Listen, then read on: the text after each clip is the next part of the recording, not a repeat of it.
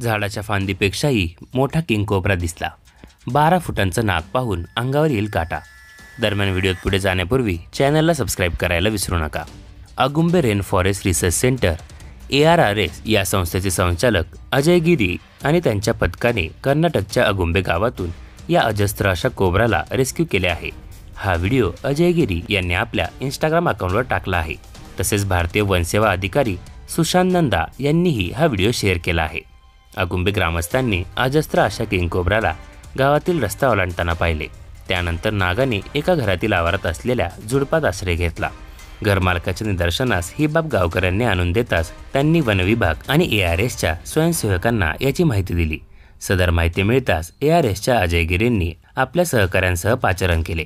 नागाला rescue करण्यापूर्वी अजय गिरीच्या सहकाऱ्यांनी गावातील लोकांना काय करायला हवे आणि काय टाळायला हवे याची इत्तंभूत माहिती दिली, जेणेकरून रेस्क्यू ऑपरेशन दरम्यान काहीही गडबड होऊ नये।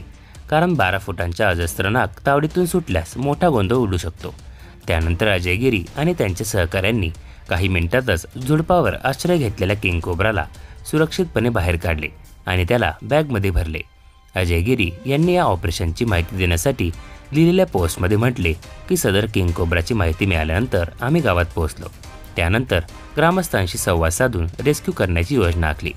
सुरक्षितपणे नागाला रेस्क्यू केल्यानंतर आम्ही ग्रामस्थांमध्ये जागृतीही केली। तसेच सापांबद्दल अधिक माहिती असलेले पत्रक गावकऱ्यांना वाटले।